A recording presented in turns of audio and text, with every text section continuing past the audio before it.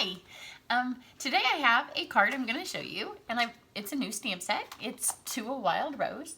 I've already shown you one card, and it was a really simple card. It was one of the first cards I showed you from the new stuff that's coming out in the catalog.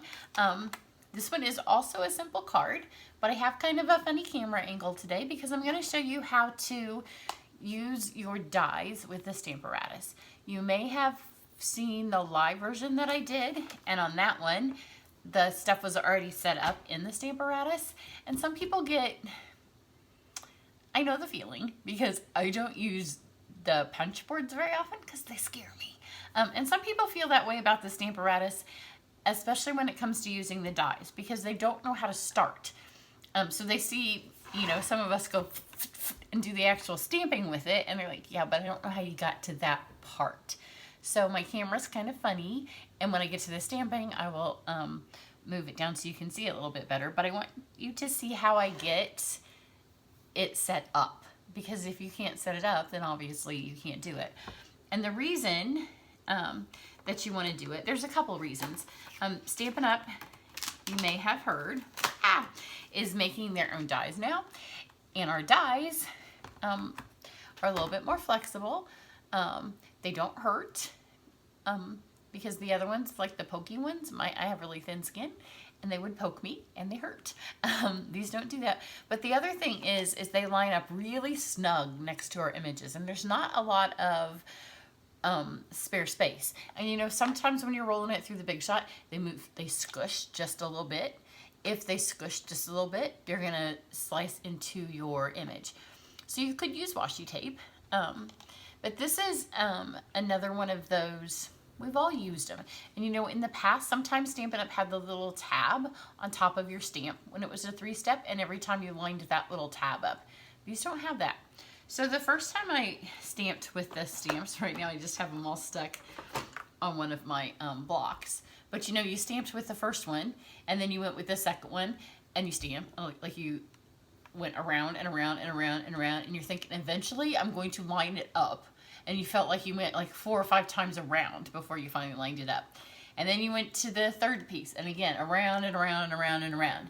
And then I went to cut it out, and the same thing. To get it to line up here, it was around and around and around. So it was a lot of time to get through. And then I thought, if this goes through and it doesn't cut after it just took me 10 minutes to stamp one flower, I will cry. And I want to do this at my class, and so I want everybody to be successful. And when you do it in the Stamparatus, it's super quick. So I want you to all know how to be able to set it up in your Stamparatus, because you should all have one at this point, because it just makes life easier. And obviously you don't need blocks for all these, because they're just stuck right there. So here's how you do it. I want to show you how to do it, and then I'm going to show you the card. So it uses some new colors, it uses some new papers, but you're going to have to watch another video to see that, because I'm going to use today's video to show you how to do this. So I have the grid paper. But funny story about if you use the grid paper, I'm sorry, I know I keep going in and out of camera, but I want this to be in here. The grid paper doesn't fit through the Stamparatus. So what I did was you'll need 2 pieces. Am I in camera? And I'm not going to be able to edit this later. So don't y'all be telling me later that it would help if I zoom in, because I'm not going to be able to zoom this in. Otherwise, it'll be funky later. Because I don't have a cameraman standing over there. I got my stupid little tripod that was, I did Facebook Live today and it was acting up. So I have one whole piece here. And now I'm going to take another piece, because this stuff's cheap. It's a consumable. Don't act like you have to go get a piece of scrap paper from out of the trash. Just use your grid paper. So fold it in half. Okay, so now we're going to cut a few of these out, and then our cutting will be done. So I'm going to bring my Big Shot up here. Sometimes you'll act like you don't buy toilet paper or anything, the things you want to save money on. Just buy the grid paper. Just buy a refill. Just buy the stuff that makes you happy. Oh, but you know, you also need one of these. So we're just going to run this through. The other thing with the new dies is they don't, I do need a top plate. My Facebook Live, I just used my die cutting machine, but I didn't need just used folders. So you kind of want to line it up towards the top because this is where you're going to stamp. And you know, when you use your Stamparatus, you don't like it up here in the corner. So line it, it doesn't matter where, because you're going to line your stamps up later to match, just not too much up in the corner. So we'll just go for there. And maybe in a perfect world, you could measure it. I don't do math. There's a stamp set in a new catalog that says we don't do math. See, brand new plate, and there wasn't all that creaking, horrible creaking noise, because I think partly because our new dies. So look, it cut through 2 of these, and it didn't make that horrible creaky, awful noise. So these are just scraps, so throw those away. And now you have your template. And you can put this back in your stamp case, or you can keep it with you wherever you keep your Stamparatus stuff, and just keep using it. Now this is shimmer paper. And I'm going to do 2 of them, just so I can show you that once you've done it, you can do 2. I'm just gonna make 1 card. So roll this through, see? Brand new plates, and there wasn't all the horrible creaky, because the dies are just a little bit, they're just better. So there's 1 flower. So you're running your dies before you stamp. Hope y'all caught that. It's before you stamp.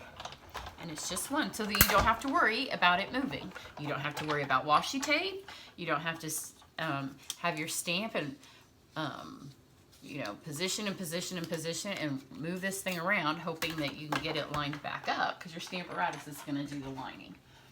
So now I've got that. Now I'll move my camera down so you can see a little bit better. Something's wrong with my my stand. I thought it was going to break during my Facebook Live, so it's still not going to be great, but it is what it is. Okay, so now you're going to open this up, and you have their photopolymer stamps, so you need your mat, and then I have my actual grid paper, because you do need to be able to put some adhesive on here, and then here's the one that we've cut. So you can do it wherever you want. You can do it down low, you can do it down high, you could open it up even and do 2 at one time if you had 2 stamp sets. You know, if you were doing wedding invitations, because my daughter and I do wedding invitations for people, it would be so nice to have 2 stamp sets and do 2 of these at once. So I'm going to take some adhesive. I'm going to put it in a couple of places. I'm going to stick it here, and then I'm going to stick it here. It needs to be a little bit flatter. You can also use washi tape to do this, but you want it nice and flat. Flat right here too. Okay, and then I want just a little piece right here, and this is just going to be my holding place. And the reason is because these are photopolymer, and you know, when you stamp with photopolymer in your Stamparatus, sometimes the things lift up.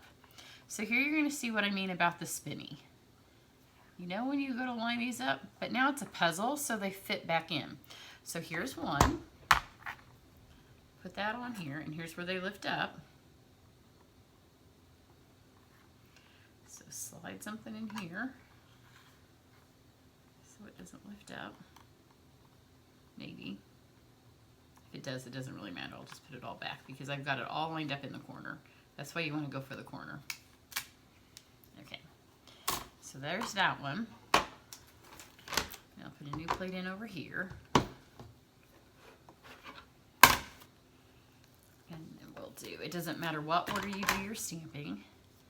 But again, it's twisty, twisty, twisty, and it's faster to do this once. And it's faster to have it drop into a puzzle piece. Because these dang things, there's not like an obvious, some of our flowers have like an obvious point out. These do not. And I felt like the first time I made it that I sat here, especially on this second piece, and I just twirled it forever. I'm going to do it here on camera. There we go. So it does fit into that.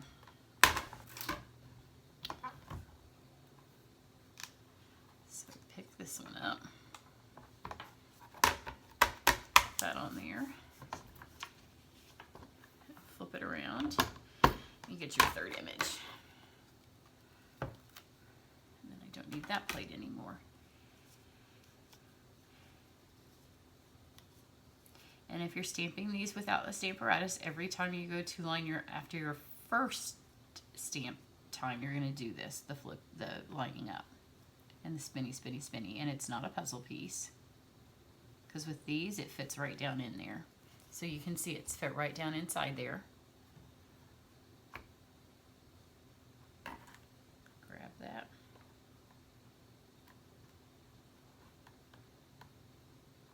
The first time it sticks worse because it's sticking to the... Okay, but now it's all set and you can make as many cards as you want. So we're ready. So now you just take your inks and you can take these, and I'm gonna do 2. So again, you do, this is why I have this little piece here. I don't want this to lift up every time, so I have to do this every time. I just want to do it once because it's a puzzle piece.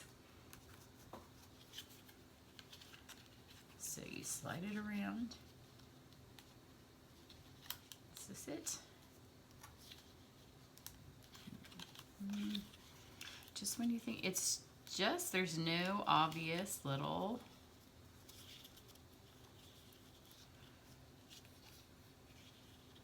I feel like it should be there.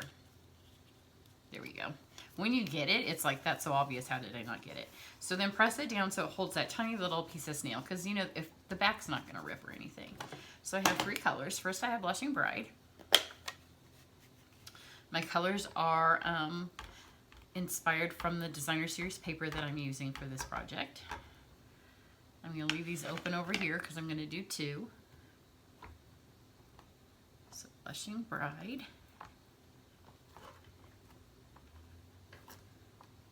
It doesn't stick as bad now because they've got ink on them, except I didn't press as hard. Right there. There we go. Flip it around, and then I've got So Saffron.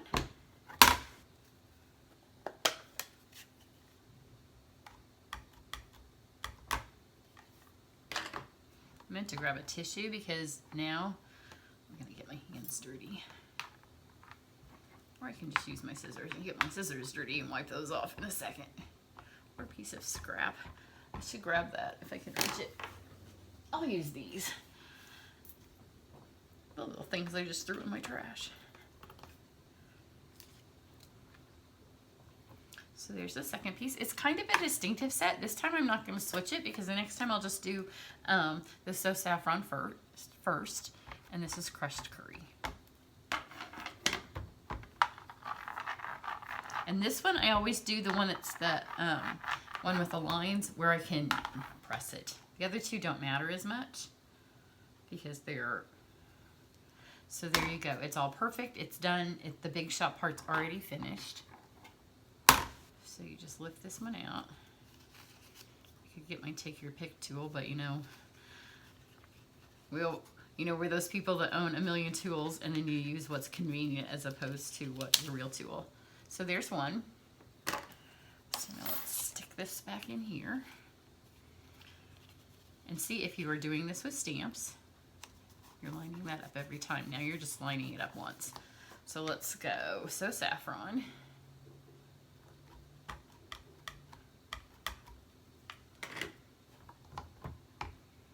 And there's no thinking about it. Let me get this so I don't get dirty.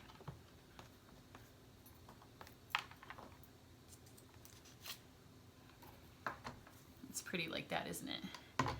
Flip this around and get our Blushing Bride. Blushing Bride does have a brown tinge to it, which I love. It actually looks a little bit like the color of my wedding dress. Press that down in there.